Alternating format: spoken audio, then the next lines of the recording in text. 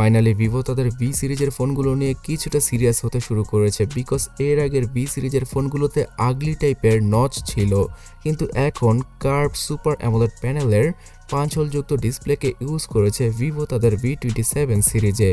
V27 pro স্মার্টফোনটার design এবং অন্যান্য সকল স্পেসিফিকেশন বর্তমানে সামনে চলে এসেছে।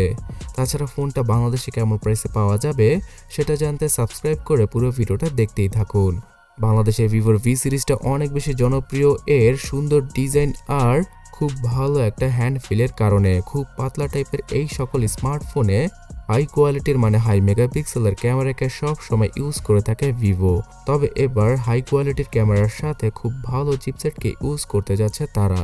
ভিভো V27 প্রো স্মার্টফোনটাতে মিডিয়াটেক ডাইমেনসিটি 8200 এই পাওয়ারফুল চিপসেটটাকে ইউজ করবে তারা, যেটা কিনা অনেকটাই মিডিয়াম টাইপের ফ্ল্যাগশিপ চিপসেট। আর এখানে 4 ন্যানোমিটারের আর্কিটেকচারকে ইউজ করা হয়েছে। তো যে কোনো গেম অথবা যে কোনো কাজ সেটা অনেক কঠিনই হোক না কেন অথবা হাই গ্রাফিক্স ডিমান্ড করার মতো কাজ হোক না কেন, সেটা ইজিলি ভিভোর V27 প্রো ফোনটা দ্বারা নিমিষে সেরে ফেলা যাবে। আর এই ফোনটাতে পাওয়া যাবে 8GB আর 12GB র্যামের ভেরিয়েন্ট। সো 12GB র্যামের ভেরিয়েন্টটা কিনলে আরও 6GB অথবা 8GB র্যামকে ভার্চুয়ালি অ্যাড করার মাধ্যমে 18GB থেকে শুরু করে 20GBর র্যামের সুবিধা পাওয়া যাবে ভার্চুয়ালভাবে ভিভো V27 প্রো স্মার্টফোনটিতে, যেটা কিনা একদম আমেজিং। এর আগে অন্যান্য সকল কোম্পানির গেমিং ফোনগুলোতে এইরকম ফিচারকে আনা হতো, বাট ভিভো এবার তাদের ভি সিরিজে এইরকম ক্লিয়ার ফিচারকে নিয়ে এসেছে। আর এই ফোনটাতে UFS 3.1 এর ফাস্টেস্ট মেমোরিকে ইউজ করা হবে, যেটা কিনা স্যামসাং, শাওমি আর ওয়ানপ্লাসের ফ্ল্যাগশিপ ক্যাটাগরির মানে দাঁড়াচ্ছে গিয়ে লক্ষ টাকার স্মার্টফোনে ইউজ করা হয়। সো গাইস, বুঝতেই পারছেন যে ফোনটা ইউজ করে কত বেশি ফাস্ট মনে হবে যে কারো কাছে।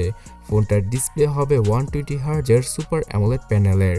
আর সবচেয়ে মজার ব্যাপার হচ্ছে গিয়ে এখানে ফোনটার ডিসপ্লের দুই পাশে কার্ভ এজকে ইউজ করা হবে, যেটা কিনা দেখতে মারাত্মক সুন্দর লাগে এবং কার্ভ ডিসপ্লেযুক্ত স্মার্টফোন অনেকেই খুঁজে থাকেন।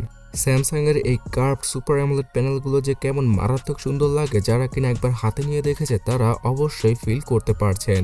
অনেকটাই ওপো আর ওয়ানপ্লাসের ফ্ল্যাগশিপ ফোনগুলোর ডিসপ্লেকে এবার আনা হচ্ছে মিড বাজেট ক্যাটাগরির এই ভিভোর ফোনটিতে। সো কন্টেন্ট ওয়াচ করে, গেম খেলে অথবা অন্য কোনো মানুষের সামনে ফোনটাকে ইউজ করে অনেক বেশি ভাব নেওয়া যাবে।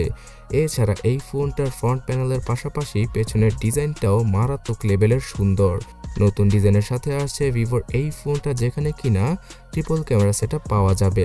আর সবচেয়ে ইন্টারেস্টিং ব্যাপার হচ্ছে গিয়ে এর ফ্ল্যাশ লাইট। রিং লাইটের মতো ফ্ল্যাশ লাইটকে ইউজ করেছে ভিভো তাদের এই ফোনটার পেছনে।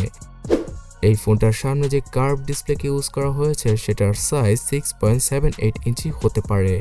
সো এই বড় ডিসপ্লের মাঝখানে রয়েছে অপটিক্যাল ফিঙ্গারপ্রিন্ট স্ক্যানার। তাছাড়া ফেস আনলকের সুবিধাও পাওয়া যাবে এই ভিভোর V27 প্রো ফোনটাতে। ক্যামেরা সেকশনের কথা আমি আর কি বলবো, পেছনে 50 মেগাপিক্সেল আবার সামনে 50 মেগাপিক্সেল এইরকম ক্যামেরা সেটআপের সাথে আসে V27 প্রো স্মার্টফোনটা। এখানে পেছনের ক্যামেরাতে অপটিক্যাল ইমেজ স্টেবিলাইজেশনের সুবিধা দিয়েছে ভিভো। তো দৌড়িয়ে ভিডিও করুন অথবা যে কোনো পজিশনে থেকে ভিডিও করুন, অনেক বেশি স্টেবল ভিডিও ফুটেজগুলো তুলতে পারা পসিবল হবে এই ভিভোর ফোনটি দ্বারা। এছাড়া V27 প্রো ফোনটার সেলফি ক্যামেরা অন্য লেভেলের, মানে 50 মেগাপিক্সেলের সেলফি ক্যামেরার সাথে মার্কেটে তেমন কোনো ফোনই অ্যাভেলেবল নেই। আর সেটা থাকলেও ভিভোর স্মার্টফোনগুলোতে ক্যামেরার ফিল্টার যে কেমন থাকে সেটা হয়তো আমাকে নতুন করে বলতে হবে না। অটোমেটিক কোনো ফিল্টারকে ইউজ না করলেও এর ক্যামেরার অ্যাপ অথবা অ্যালগোরিদম অবশ্যই যে কোনো চাকরানির ছবিকে মহারানী করে তুলবে। সত্য কথা বলেছেন।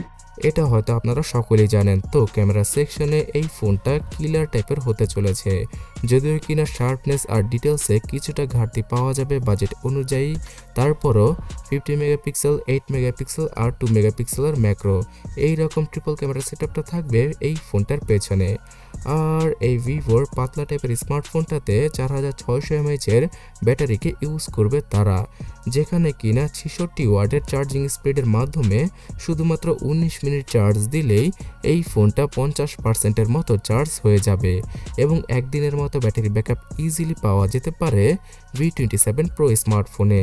সো ফোনটাকে কিছুটা পাতলা করতে গিয়ে ব্যাটারিটাকে কিছুটা হলেও কমানো হয়েছে, সেটা হয়তো আপনারা বুঝতেই পেরেছেন। আর গ্যাস এই ফোনটার উপরে এবং নিচে দুইটা স্টোরেজ স্পিকার থাকবে, তবে এখানে পাওয়া যাবে না কোনো 3.5mm হেডফোন জ্যাক। তাছাড়া অন্যান্য সকল ভিভোর ফিচারগুলো তো থাকবেই V27 Pro ফোনটায়। বাংলাদেশের মার্কেটে অফিসিয়ালি এই ফোনটা আসার সম্ভাবনা কিছুটা কম, বিকজ 50 থেকে 60,000 টাকা খরচ করে অনেকেই ভিভোর ফোন পারচেস করতে চান না। তবে ভিভো সবাইকে দেখানোর জন্য 50,000 টাকার আশেপাশে V27 Pro স্মার্টফোনটাকে আনতে পারে, কিন্তু V27 অথবা V27e এই দুইটা ফোন অবশ্যই বাংলাদেশের মার্কেটে আসবে অফিসিয়ালভাবে, যাদের প্রাইসিংটা কিছুটা কম হবে প্রো ভার্সনের তুলনায়।